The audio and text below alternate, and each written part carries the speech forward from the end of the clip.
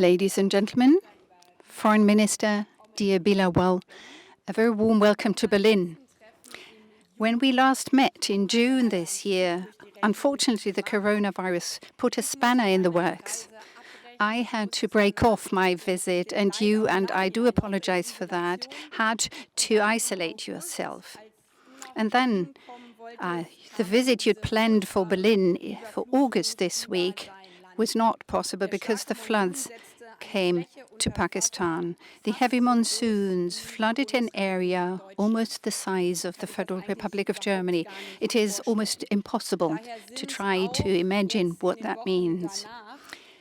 In these weeks, though the waters and the floods may have receded and the rains may have stopped, we now only realize the dramatic degree to which the country has been affected and damaged. And thus our thoughts continue to be with the victims of this terrible disaster, with the tens of thousands of families whose houses were washed away by the floods, with the people, the women and children that have to live out in the open without protection. You said 16 million children are affected and have been affected by these devastating floods. Many still are affected by it, suffering from diseases like cholera and malaria now. And it will take a very long time in order to get a closer idea, a better idea of the damage done to the infrastructure. The federal government has already pledged assistance in the amount of 50 million euro for humanitarian assistance, but also for the reconstruction of infrastructure. And given the dramatic degree of human suffering, we now pledge another 10 million euro to provide emergency medical care and services, especially for children and youth. The floods in Pakistan have once again been a powerful reminder to the world at large, not only to Pakistan, but to the world at large, a powerful reminder of the dramatic consequences that the climate crisis has on all our continents. Pakistan, as one of the hardest hit countries in the world, pays a high price for global CO2 emissions. And this is why we will work with all our energy at the COP27 in Egypt to achieve a fair distribution of the cost of climate change, adaptation, and above all, the issue of loss and damage will be put on the agenda. Russia's illegal war of aggression against Ukraine also has dramatic global impact. Though the battlefield may lie in Europe, the ramifications of this war is felt across the globe, not only because of the massive increase in the price of food and energy, but also because this blatant violation of the UN Charter has made the world, for each and every one of us, for each and every country, less secure. This is why next week every vote counts in the UN General Assembly. It will be a resolution on the illegal annexation by Russia of territory in Ukraine. The intention is to impress upon Russia that these territories belong to Ukraine.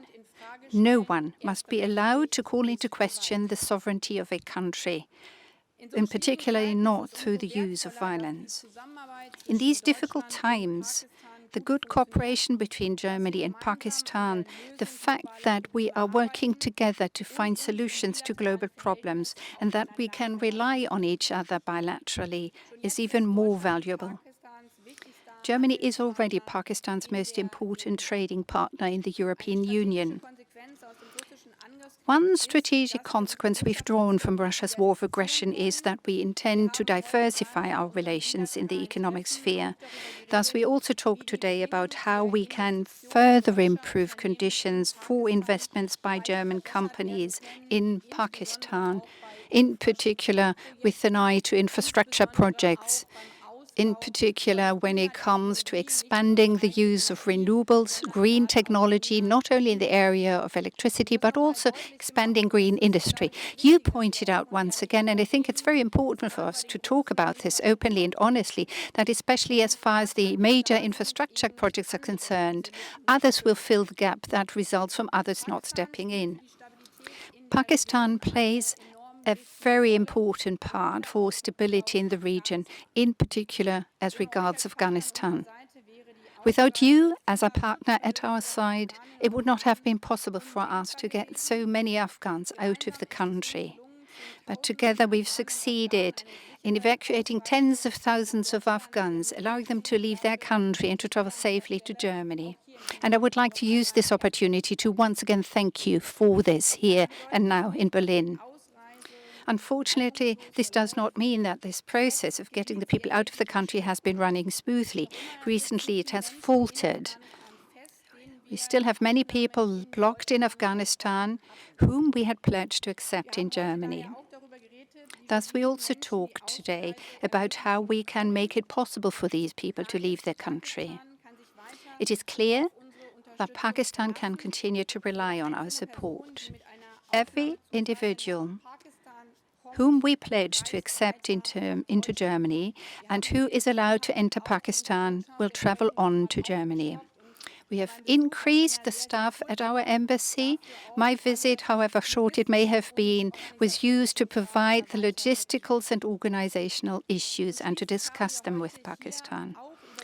Finally, we also talked today about the situation in another neighboring country of Pakistan, Iran, that is. For more than 3 weeks, all over the country, brave women and men have been demonstrating for their rights, for peace, for their freedoms, as have many students. The regime responded through death and the use of violence. As I watch, often late in the evening, sometimes during the night, as I watch the many videos on the internet showing the relentless brutality with which a crackdown takes place on women, men, students and children, I think that strikes each and every one of us to the core, not only me as a foreign minister, me as a mother, others as a father. It's really hard to imagine what this is like, but think, being at home, feeling like, being a mother, you see your children, and then thinking of other mothers waiting at home for their daughters or sons to return from these demonstrations, not knowing whether they will return, whether they will be imprisoned. This is something we find very hard to grasp. Living in a democracy, we find it hard to understand what is happening. At the same time, we believe this is a commitment and a duty of ours to keep a watchful eye on what is happening there, especially as Iran is trying to block the internet. I've received many messages via the social media from people in Iran, people who have asked me to transmit and broadcast the voices of these brave people as someone who lives outside the country. And thus, I state here loudly and clearly at this press conference, we are not looking away. We won't look away when in the most brutal fashion, peaceful demonstrators, teenagers, children are being bludgeoned, are being hijacked, are being taken away and imprisoned. We will not relent, we will not waver in our solidarity with these brave women and men. No matter how many guns and bludgeons are being used,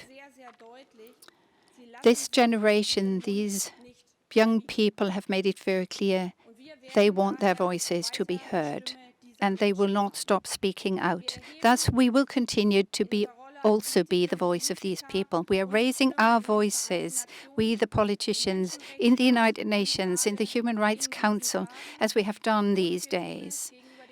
And we also raise our voice to the Iranian ambassador, whom we have already summoned twice.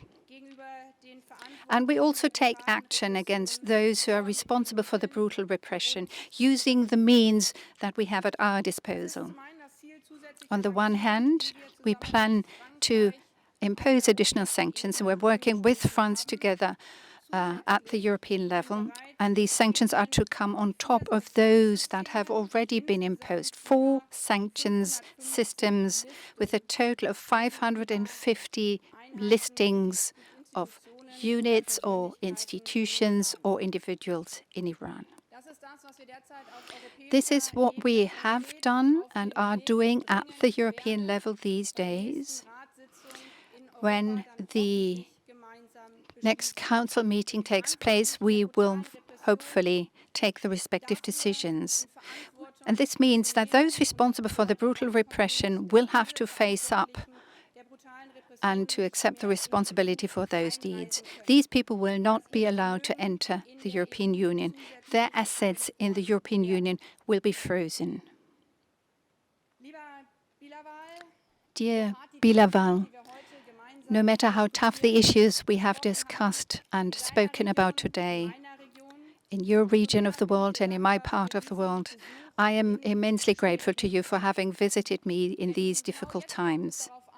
Because these days, more than ever, it is important that we stay in touch, that we talk to each other across regions, and Pakistan can continue to rely on our solidarity, especially with an eye to the terrible impact of the floods in your country.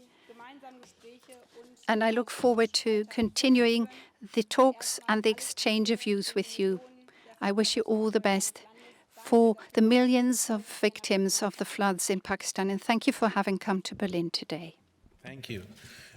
I am delighted to be in the beautiful and historic city of Berlin, and I thank you for your gracious hospitality and for your invitation, Madam Foreign Minister.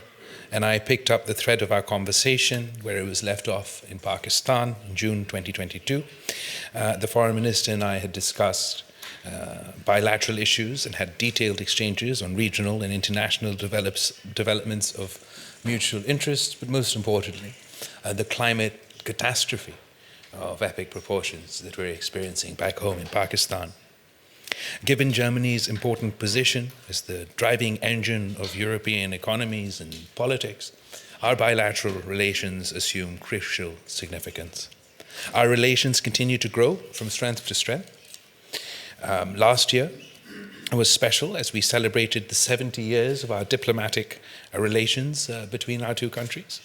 Global and regional developments warrant an even closer partnership to successfully address the growing challenges and seek enduring solutions for global peace and security. Most of all, decades of goodwill and cooperation between our two countries must be translated into synergetic partnerships for the benefit of our two people. Since we last met and since we last spoke, the ground realities in my country have fundamentally shifted. To communicate what we have been going through during this climate catastrophe is very difficult to put into words. The words monsoons, the words floods, pale in comparison to the devastation that we are experiencing. We had a weather event of biblical proportions. We've heard of the story of Noah's floods, where it rained for 40 days and 40 nights. Well, in Pakistan, our monster monsoon started in mid-June and continued and continued and continued until the end of August. And when the rains finally stopped, a 100-kilometer lake formed in the middle of my country, leaving one-third of the landmass of my country underwater, more than the entire landmass of Great Britain underwater. 1 in 7 people, 1 in 7 of my population, 33 million people affected, of which 16 million, as I mentioned, are children. 600,000 are pregnant women waiting to give birth under the open sky. 1,700 people have passed away so far, a third of which are children. The climate devastation has left more than 1 million houses destroyed, 4.3 million acres of standing crop underwater.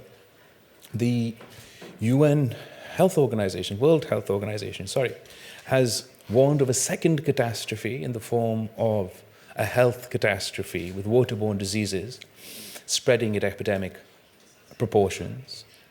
We have concerns about food security following the flood damage. And then, in addition to that, the economic consequences of this tragedy is already being felt and will continue to get worse if we're unable to address it. We're incredibly grateful to the German people, to the German government, to yourself for the support, the assistance that you've given so far. But Madam Foreign Minister, particularly given your leadership on the topic of climate change, I requested today your assistance and leadership on this issue, because I want to be able to get justice for my people. As the United Nations Secretary General said, it is not a question about charity, it's a question of justice. Pakistan produces less than 1% of the global carbon footprint, 0.8%. But we are amongst the 10 most climate-stressed countries on the planet. And that surely is unfair, that these 33 million people are currently paying in the form of their lives, in the form of their livelihoods, for the consequences of climate change that are a result of global action. And I hope that the solution of this global problem is also collective, is also global, because we too aspire to build back in a greener manner, in a more climate resilient manner, in a manner that has positive implications for our environment, that allows us to adapt, to mitigate, to transition for the challenging times to come. And your leadership and support would be very much appreciated during this phase. Frankly, Pakistan needs its own green revolution and green politics. My visit to Germany builds on successful exchanges that we've been having over the recent months, not only at our level, whether it is your visit to Pakistan or our phone conversations, but we've also had the various ministers, climate change, commerce, Minister of State, having visited Germany earlier, and I am building on much of that work. I am confident that the mutual desire to deepen our bilateral relations would prove to be a win-win for both our countries. We had good discussions on ways to enhance our collaboration in trade and investment, in higher education, technology, and people-to-people exchanges. We have a significant number of Pakistani community in Germany, and in addition to the positively contributing to German society, is also a strong bridge between our two countries. Similarly, Germany is a popular destination for our students to pursue higher educational studies, and we must work together to facilitate and create more opportunities for such engagement. Germany is one of our largest trading partners in Europe, and our trade has registered an increase in recent years. The GSP Plus status has also positively contributed, as it has proved to be mutually beneficial undertaking, and we count on your continued support for the renewal of the GPS Plus status for Pakistan.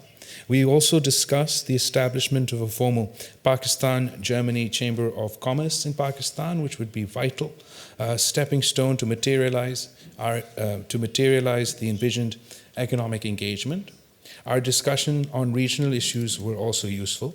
We remain concerned over the ongoing war in Ukraine and continue to emphasize the necessity of dialogue and diplomacy to settle this conflict. As a gesture of solidarity, despite our own economic difficulties, despite the fact that Pakistan is largely an aid-receiving country, and there are two countries that we make an exception for. We provide humanitarian assistance to the people of Afghanistan in their time of difficulty, and we provided humanitarian assistance to the people of Ukraine in the time of difficulty. On the issue of Afghanistan, I would like to highlight the grave humanitarian situation being faced by 40 million Afghani people. The international community needs to work together to help the people of Afghanistan avoid a complete and utter economic collapse and the subsequent repercussions of such devastation, which would include an exodus of refugees and an impact on law and order and stability in my region, but also, heaven forbid, internationally. While at the same time, it is also our hope that the Afghan authorities would be responsive to the expectations of the Afghan community regarding respect for human rights, inclusivity, and to take effective actions against terrorism. Afghanistan, like Ukraine, needs the international community's support. And as a responsible country on the international stage, Pakistan facilitated the evacuation of 90,000 people from 42 different countries from Afghanistan in 3 phases of humanitarian safe passage after the 15th of August 2021. We had facilitated requests from Germany also and hope to be of further assistance. At the end, I'd like to highlight, Madam Foreign Minister, the grave human rights violations being committed in occupied Jammu and Kashmir and the risks it poses for regional peace and stability. I reiterate that peace in South Asia would not be possible without the peaceful resolution of the Jammu and Kashmir dispute, in accordance with the UN resolutions, in accordance with international law, and with respect to international institutions, their resolutions, and their frameworks, and in accordance with the wishes of the Kashmiri people. I conclude by thanking the Foreign Minister for her invitation, and I'd like to invite her once again to visit Pakistan at her earliest convenience. I am confident that our interactions in Berlin would help to further deepen and strengthen existing ties between our 2 countries. I thank you. We have time for 2 brief question rounds. Madam Minister, Ukrainian President Zelensky called upon people today to stop President Putin to use nuclear weapons by making a preventive attack. Do you think that that is a conceivable approach? Do you support it? And a question to the Pakistan Foreign Minister, how can we stop President Putin? And another question to Mr. Zadiri. The ministers made the point yesterday, a vote is to be taken on the resolution on the annexation of Ukrainian territory by Russia next week at the UN General Assembly. What is Pakistan going to do? Will you support the resolution? The last time a vote was taken, you abstained. Question that you just asked me, I am absolutely sort of astounded and horrified that I'm standing in 2022 Berlin and we're discussing the potential use of nuclear weapons. I mean, this is absolutely not an option, and surely we've agreed throughout history and should continue to agree that the use of nuclear weapons is not an option for anyone anywhere in the world. I would beseech the rulers of Ukraine and the rulers of Russia to engage in dialogue and diplomacy and find a peaceful resolution to this dispute. I question what humanity would say of us, what history would say of humanity. Sorry. That when we were faced with a once in 100 years global pandemic, an existential threat to the human race, when we were simultaneously faced with climate catastrophe after catastrophe, the exponential warming of our planet, another existential threat to the human race, that we decided it was an appropriate time to engage in more conflict and more war. We are worried about the direction that the events are taking. We continue to respect and insist on the respect of UN resolutions, UN international law, and UN Charter, whether it is Kashmir or whether it is anywhere else. It is preposterous that we are having conversations about the use of nuclear weapons. I plead for sanity and hope and pray that we can engage in dialogue and diplomacy and find solutions to these problems. As far as the United Nations is concerned, our coalition government in Pakistan will consult amongst ourselves and then formulate a policy accordingly.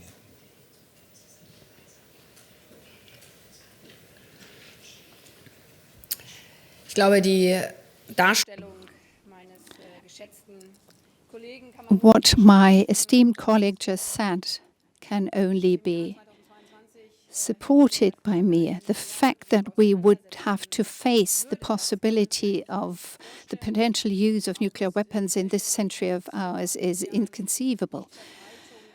Non-proliferation is the objective and the purpose for which we've all come together met. We all underline that this is an unacceptable option. Unfortunately, the Russian regime does not see eye to eye with us, and that has blocked a negotiated solution. This nuclear threat that the Russian president has issued is not totally new. He made a statement a similar statement a couple of weeks ago, but it is irresponsible. And that the international community stands up to it. As we have made clear in this press conference, we represent countries from different parts of the world. This is the stance we have to take. This is the response we have to give. This would constitute the most global and blatant violation of our peaceful order. Nevertheless, we have to be aware of what is happening on the ground. The American president was very clear. We have to take things very seriously. We find ourselves in a situation where the Russian president does not shy away from committing the worst crimes, war crimes, killing children, breaking apart families, murdering them. Every day we are closely watching what is happening and watching the news, but we continue to stand united at the side of Ukraine, defending their right to self-defense. And as you said, the statement issued by the Ukrainian side has placed it in the respective context of international law.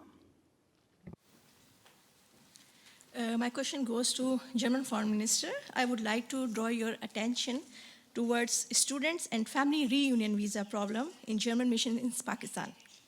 The whole process takes up to 3 years for family reunion visa, which is causing resentment and inconvenience among the people as their education and family lives are suffering. Can something be done to address this? Thank you for your question, because being now almost a year in office as a new foreign minister, this is one of the issues which was from the beginning on very high on my agenda. Unfortunately, and not unfortunately due to my work, but to the situation in Ukraine, the horrible situation for the people there. We had the Russian war, but nevertheless, the question of visa and times also, most importantly for family reunification, what you were mentioning, is still one of the high agenda topics in my house, and this is why we reorganized the visa application and especially procedure process with a new institution here in Germany, which goes a lot into German details, so it isn't of big interest for you. But I think the important thing for you and for your people to know is that we see the problem, that we address the problem by proceeding. And one part of this is also, besides the institutional change we are doing here in Germany with for the German journalists, the BFRA, is that we reorganized these procedures also in the embassy in Pakistan, that we have more staff on the ground with regard to the Afghan people who will come to Germany, but also with regard to the waiting times for Pakistani people and especially family and family reunification issues. We're very grateful to the Foreign Minister. Ever since she's come, she's treated this issue with high priority, and we understand it's a great concern for the people of Pakistan who have great attachment and want to continue to visit Germany, that there's an incredibly long wait time. And that wait time obviously was exacerbated by the COVID pandemic. But we have, as the Foreign Minister mentioned in her statement, we've increased this number of staff available for visa processing within Pakistan to help us with the dual challenge of the resettlement of Afghan refugees and the long waiting time of our citizens who would like to apply for visas. We're hoping to continue to be able to engage and make that process even more easier, but it will take some time to get that waiting time down. Herr Krüger, Süddeutsche Zeitung. Herr Krüger, Süddeutsche Zeitung. Madam Minister, you mentioned Pakistan part with regard to Afghanistan and the Afghan government. During your bilateral exchanges today, were you able to make further headway? The Taliban have made it difficult for German local staff to leave the country. Do you see any ways for your government to influence the position of the Taliban government in Afghanistan to facilitate people leaving Afghanistan who have received the agreement of the German government to be hosted in this country? Thank you very much. Thank you for your question. And that too was one priority since I took office. I made it very clear at the time that we wanted to talk to Pakistan about how we can speed up evacuating Afghans, not only local staff from Afghanistan, also people under a special threat because of the brutal Taliban regime, women, lawyers, civil society actors, those in special need of protection. That is how we could evacuate them and bring them to safety. At the beginning of the year, we made good headway in that regard, and very much thanks to the support that Pakistan extended to us. Our missions have granted roughly 40,000 visa for such people in special need of protection. More than 18,000 were issued at the mission in Islamabad, which goes to show how important our cooperation with Pakistan is in this regard. We organized 83 charter flights taking people out of Afghanistan, out of Pakistan, taking the people directly to Germany, and because that constituted one of the major impediments at the beginning, where the Pakistani government, quite rightly so, pointed out that people had to be taken out of Afghanistan or allowed into Pakistan that did not hold passports should be provided with an opportunity to quickly leave the country in the direction of Germany. And thus we attended to that. And the Pakistani government also made it very clear that they would assist us in a second and third such phase of evacuation. 7,500 people were evacuated during the second phase. It went very well. And then in spring, when I visited, we agreed that there would be a third such phase. And as you already indicated, because of the behavior of the Taliban, people had great problems leaving the country because the Taliban prevented them from doing so. So very many people now don't want to stay in Afghanistan on the basis of the present situation. And we've been able to evacuate roughly 2,400 people with our support and above all with the support of the Pakistan authorities. They were able to leave Afghanistan. Roughly 1/3 of these only had a tazkira, not a passport. And that is how we agreed to proceed again. Thank you very much. A great thank you goes to the Pakistan government.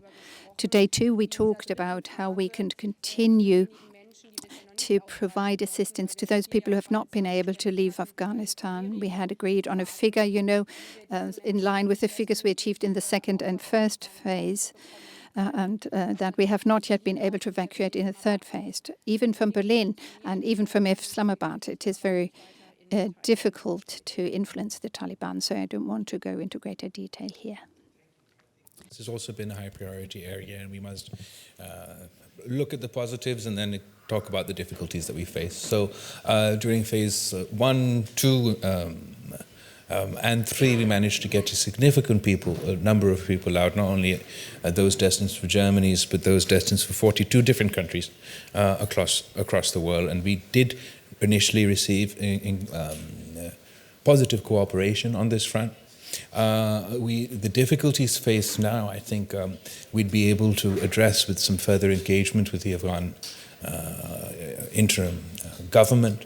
We can address their concerns about a brain drain or a pull away from Afghanistan by explaining that we're specifically targeting those individuals that have been working with different institutions and different governments in the past, and this is part of their commitment.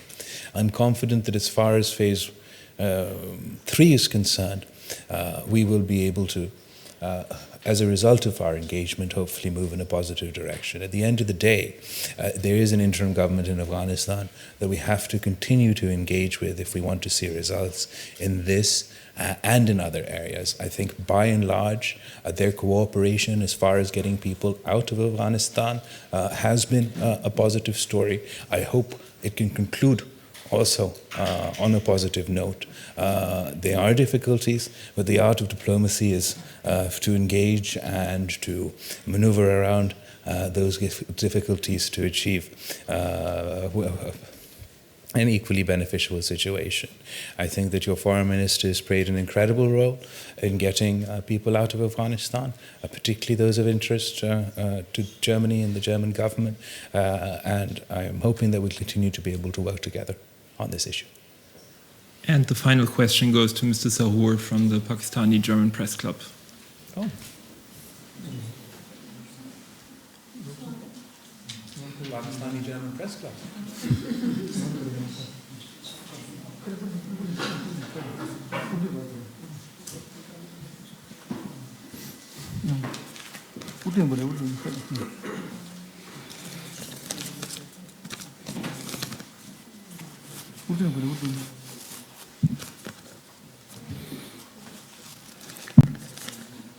India has been committing gross human rights violation in Indian occupied Jammu and Kashmir. Since past 7 days, they have been aggravated by their illegal and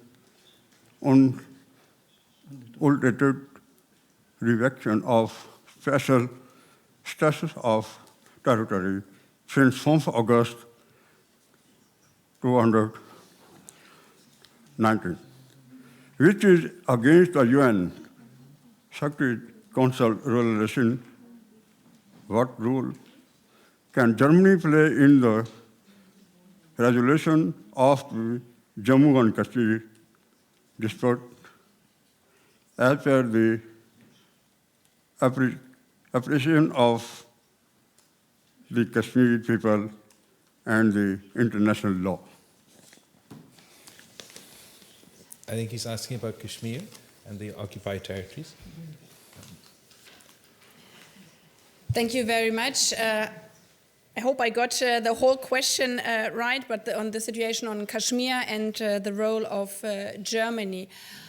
Well, I truly believe that every country in the world has a role and a responsibility for solving conflicts and for ensuring that we are living in a peaceful world.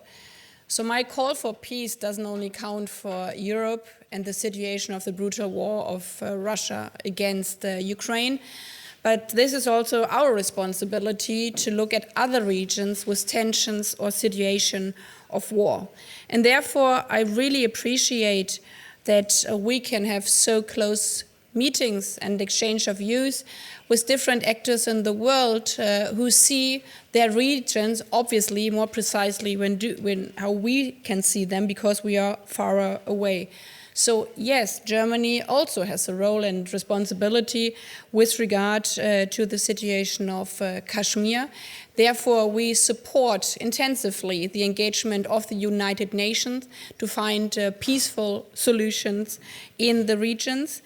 We see positive signals, and as my colleague has said rightly, we also should look also at the positive signals we are seeing in these difficult times with regard to the cross-border cooperation between Pakistan and India. For example, with regard to the situation of Afghanistan and the food situation of Afghanistan, I think it's also very positive that there's a peace process and the situation of Waffenstillstand, so ceasefire in the region, which is kind of stable, and we support all the engagements with regard to the ceasefire. However, there are tensions, the minister has described it, so we encourage Pakistan and we encourage India to follow the track of the ceasefire, to follow the track of the United Nations, and to intensify the political dialogue and also the political and also practical cooperations in the region. Thank you for your question. We've obviously, as I did in my statement and in our meetings, we continue to raise the issue of Indian-occupied Kashmir, and particularly given the events after August 2019, we believe, and absolutely, that international law should apply everywhere. United Nations resolutions should be respected everywhere. The sovereignty of every territory or even internationally disputed territory should be respected everywhere. A unilateral action in India, occupied Kashmir, cannot be approved, while unilateral action in the Ukraine is disapproved. There has to be consistency, and when we find consistency, then I believe that consistency will be reflected in areas such as the United Nations and other forums. The people of Kashmir have continued to raise their voice consistently for justice and for a peaceful resolution in lines with the UN resolutions on this issue. And we hope to see the day that the United Nations plays an appropriate role to bring this long-standing dispute to a conclusion, so we can not only have peace within our region, but we can enhance areas of cooperation. It's absolutely true to say that despite the tensions of August 2019, ceasefire along the LOC is a positive development. The fact that we've managed to make arrangements for Afghanistan to receive foodstuffs is also a positive engagement, but ultimately, in the interest of justice, in the interest of the principles of international law and UN resolutions, we hope to see a resolution of the dispute. Thank you very much. Thank you. Thank you so much.